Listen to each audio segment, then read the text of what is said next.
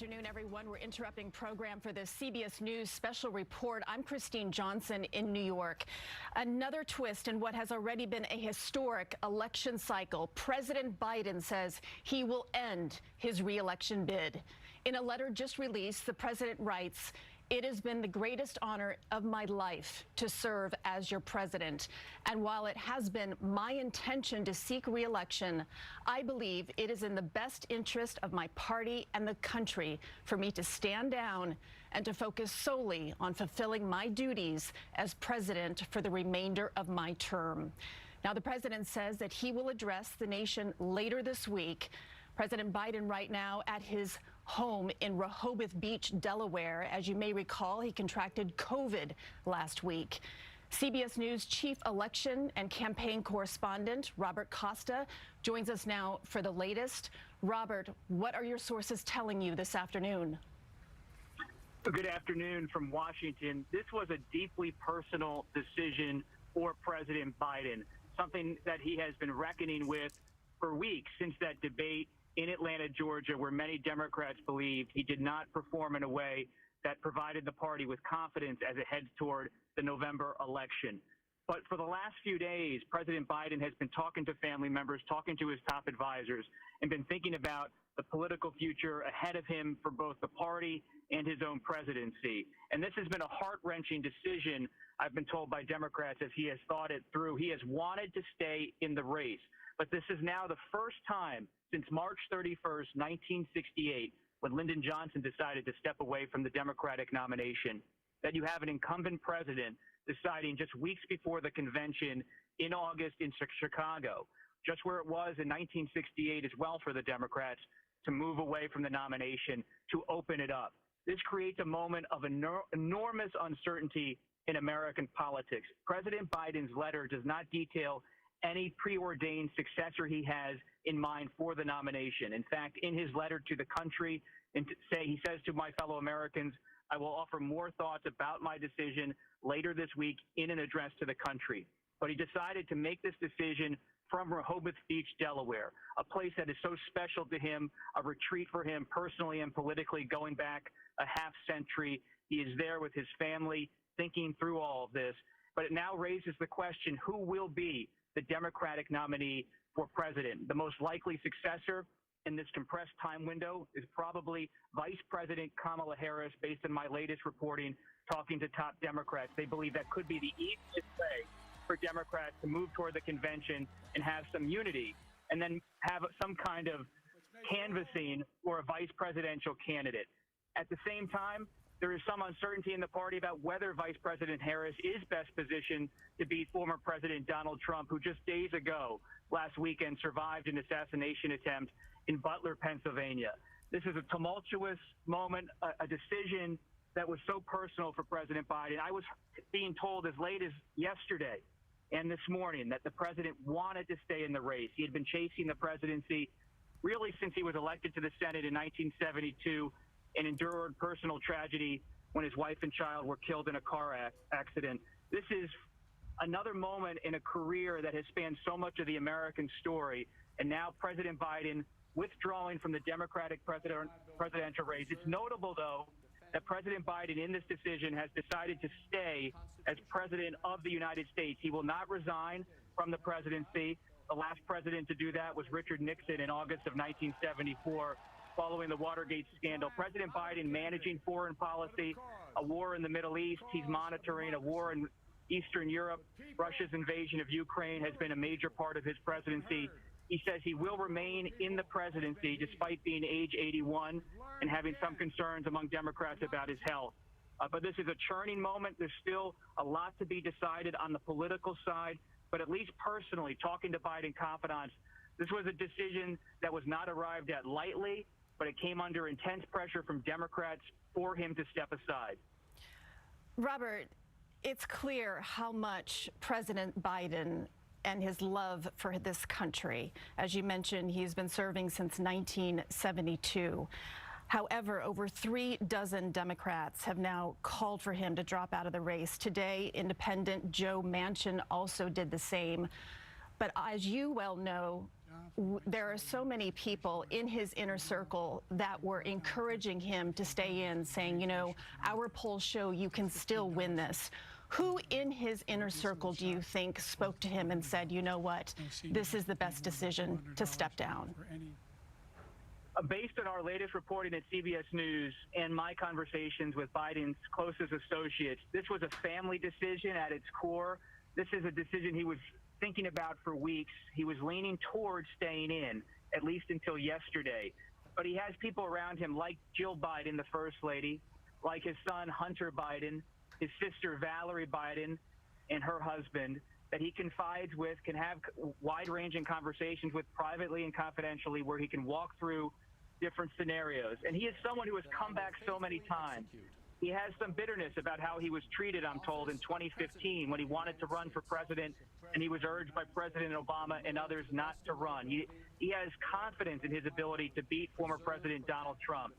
But one of the most important voices I've been told in recent days has been former House Speaker Nancy Pelosi, one of the rare people in Democratic politics who was older than President Biden.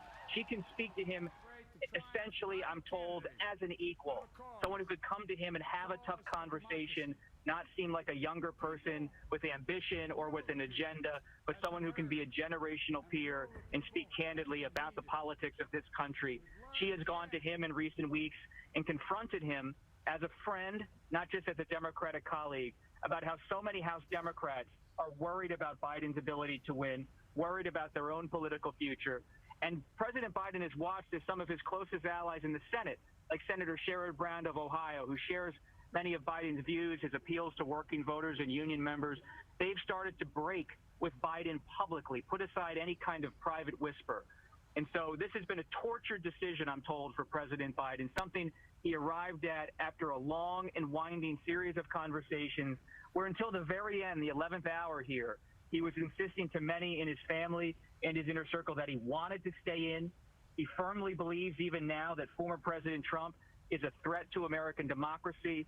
Think about why Biden decided to run for presidency in the winter of his political career. He has always cited Charlottesville and the white supremacist gathering in 2017 in Virginia as a reason to get in. He fears the rise of what he believes is an authoritarian streak in the Republican Party, the rise of white supremacy broadly in this country, and that has compelled him to stay in despite all of these mounting concerns about his age and his political ability. He believed until the 11th hour that he beat Trump once, he could beat Trump again, but he knew also that as a longtime political operator, someone who has more of a political antenna than almost anyone I've ever covered, that he was losing support fast from Democrats. He lost Democrats who have long supported him, and he wanted to go into the convention with strength. And if that became no longer possible, then he was facing a crossroads where the party might not be with him at that convention in Chicago. And there hadn't been whispers yet of someone mounting a challenge against Biden for the nomination at the convention, but there was certainly talk that if Biden didn't step away in the coming weeks, someone might have to start to run against him. So he's avoided any kind of messy convention by making this decision. But I can't underscore enough, after reporting on this story for weeks, how this is a sad moment for President Biden. He is a proud man in the eyes of his closest friends and family members. This is not someone who ever would want to leave the presidency, something he has thought about as a rising young leader in the 70s and 80s through personal humiliation, political humiliation. You think about his run in 1988. He had a plagiarism scandal, then suffered an aneurysm, but he came back, always coming back, always returning, never quitting, staying in the Senate.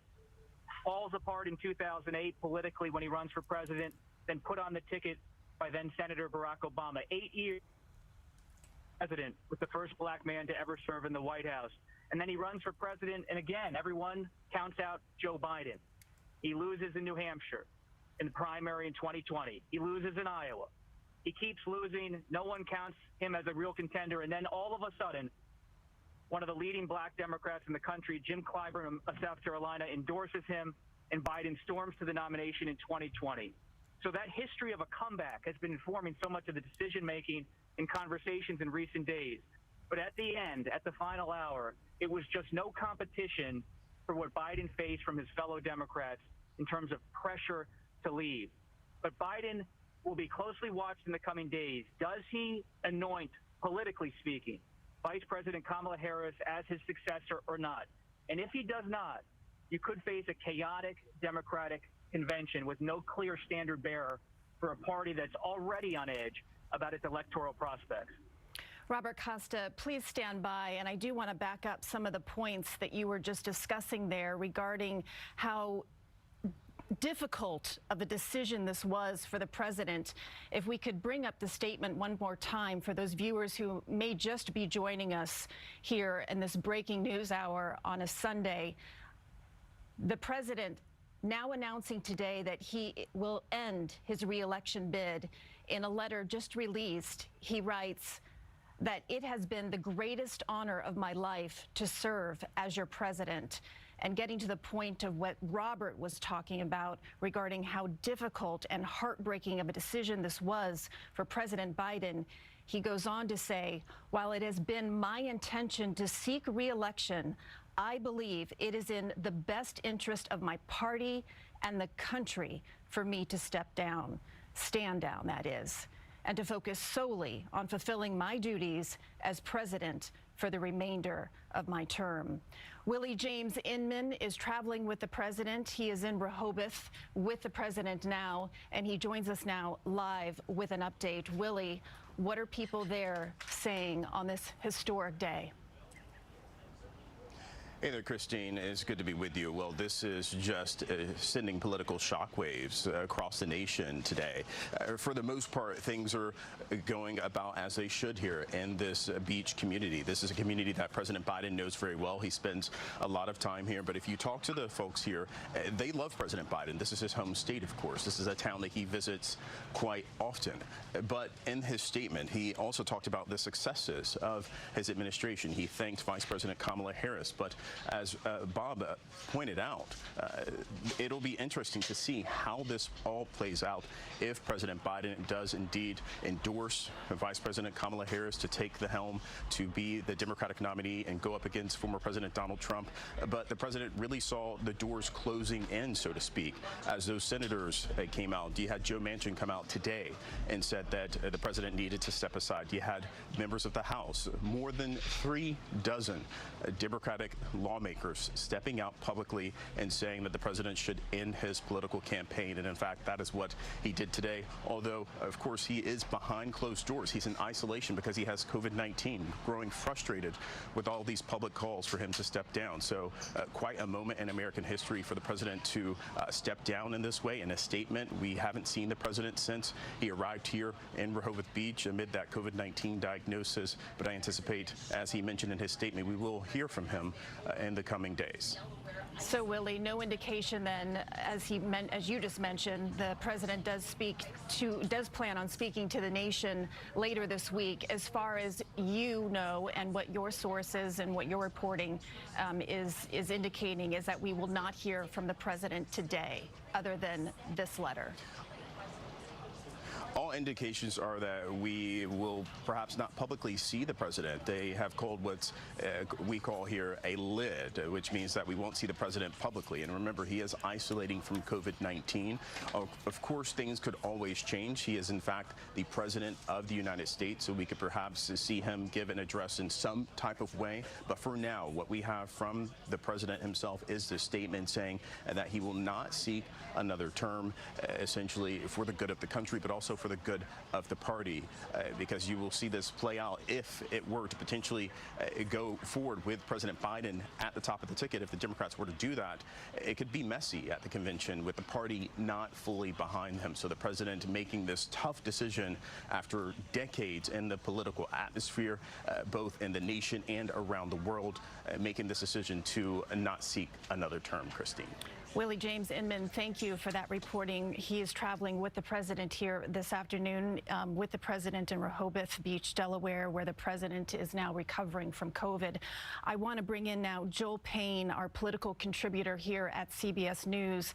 Joel, as you're listening to this all unfold here this afternoon, I just have to know your thoughts in the context of how this will look in America's history. This is a political earthquake for sure.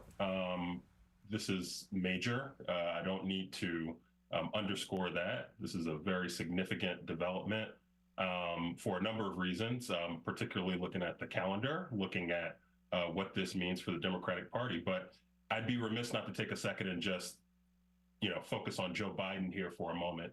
This is an incredible personal sacrifice that he's making. And it bookends a personal sacrifice that he made in 2020 when he ran for the presidency by his own narration because of what happened in Charlottesville and his concern about the future of democracy. And so in many ways, it's very appropriate that he would end this chapter of his political career focused again, not on himself, but on the American people. That is the story that will be told, not just within the Democratic Party, but I think millions of Americans will see this as the selfless act that I think it's designed to be. Joe Biden clearly understands that his campaign for president is untenable going forward. The leaders of his party have been clear in their conversations with him. And I think given the stakes of this election, he has made the very difficult, selfless decision to end his campaign. And I think that this will put him in very rarefied air, not just, again, in Democratic politics, but really just in the annals of presidential history.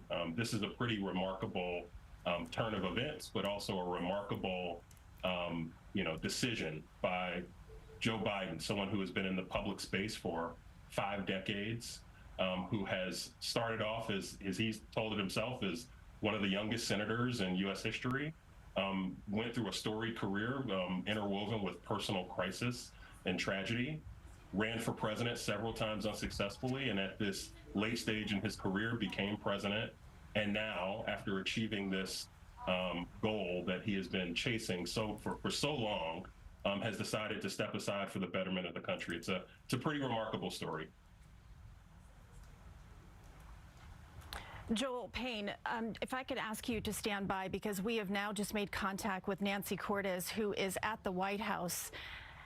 And Nancy, obviously a historic day. As I mentioned here, as soon as we broke in with this breaking news, this is just another twist to what has already been a historic election cycle.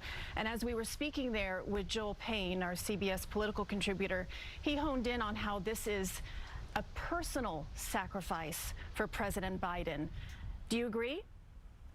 I do agree. This is a position, the presidency, that President Biden has been seeking for nearly half a century. But before we get to that, Kristine, we do have a major piece of news, which is just moments ago, President Biden answered a question that many of us have been asking, and that was whether he would endorse his vice president to take his place. And in a statement on social media, he now has. Here's what he says. He says, "My very first decision as the party nominee in 2020 was to pick Kamala Harris as my vice president, and it's been the best decision I've made. Today, I want to offer my full support and endorsement for Kamala to be the nominee of our party this year.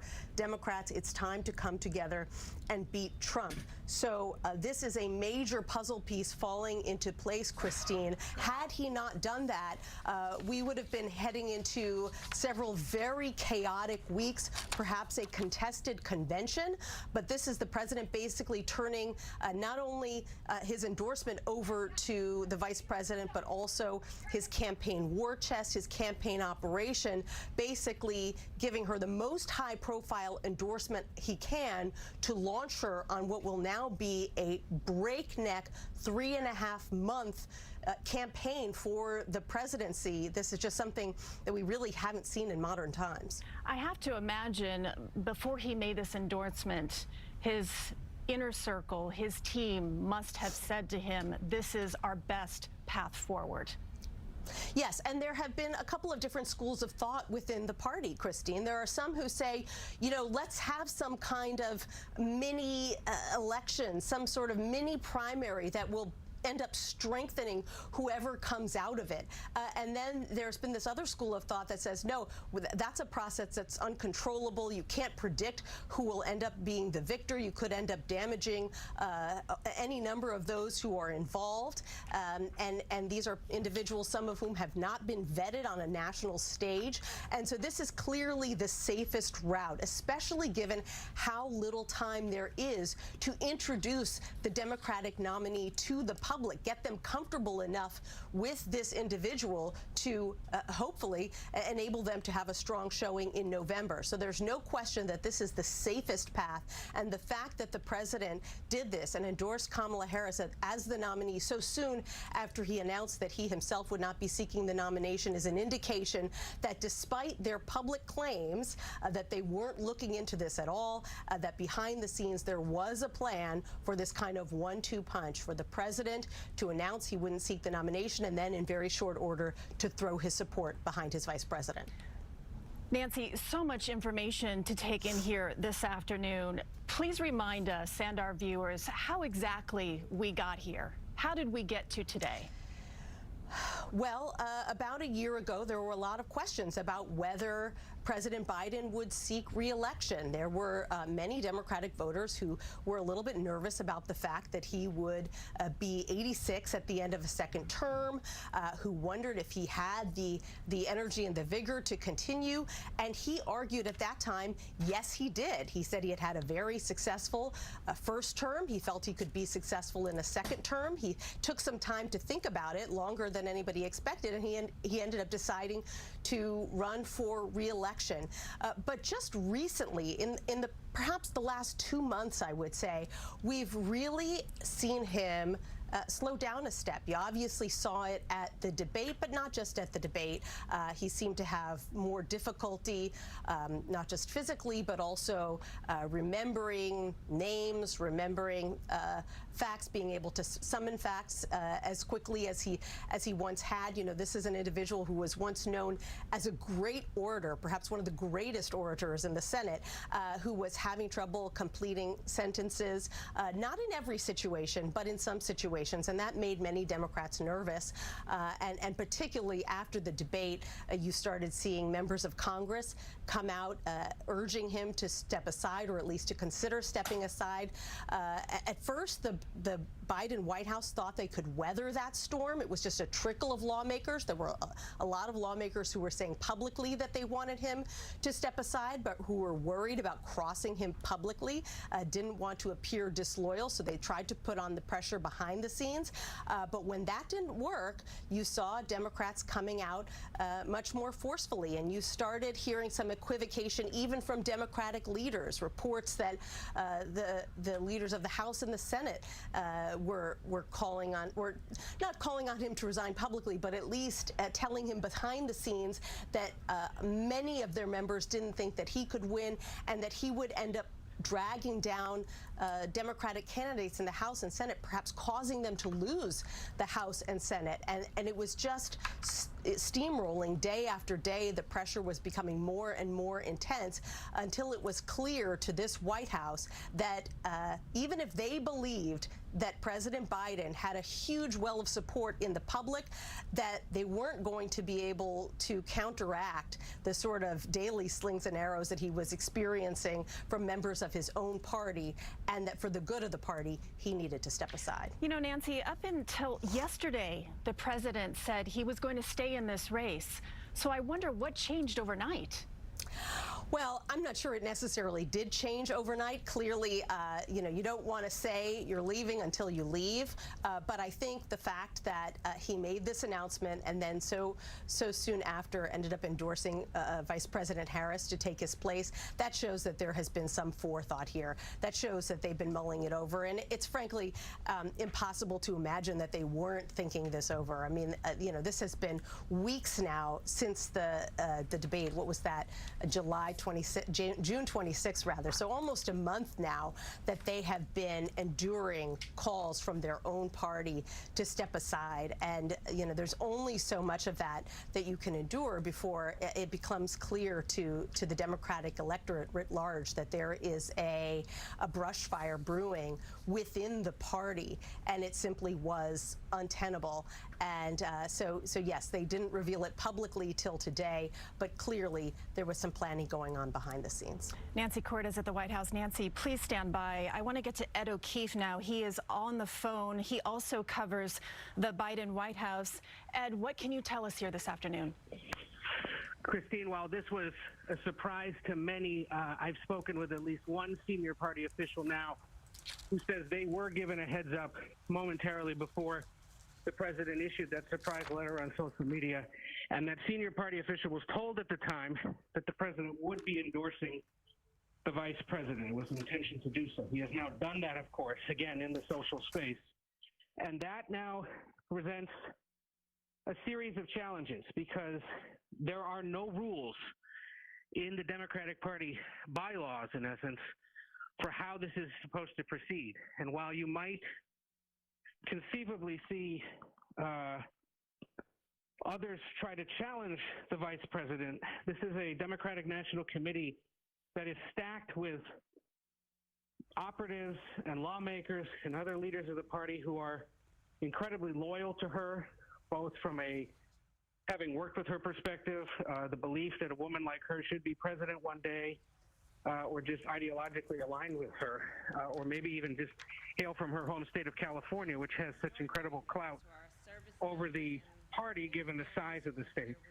So we are in total, unequivocal, uncharted American political territory at this point, and so much is unknown about how exactly the party will proceed, whether they will respect the president's wishes, or whether we will see a series of people try to conduct a 4-week snap primary leading up to August 19th, which I believe is the day, right? That Monday, August 19th, when the convention begins in Chicago.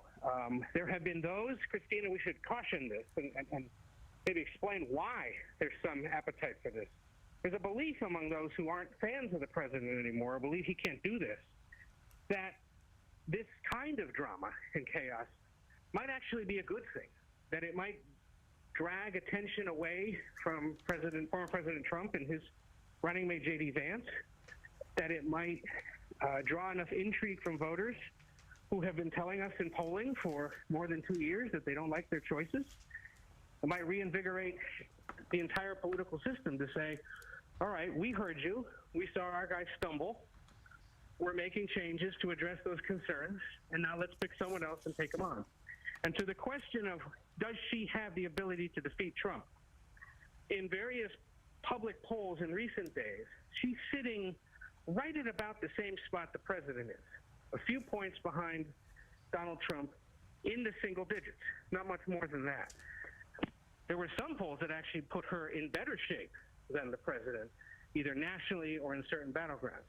So it may just be at this point that a generic Democrat trails Trump by single digits, but the belief of the party is, with the issues they have to run on, restoring access to abortion rights, sustaining democratic, lowercase d, democratic values, ensuring that Ukraine and NATO are sustained into the future, the economic growth that's been seen in the last several years, the work on climate change, and on those issues, they can win.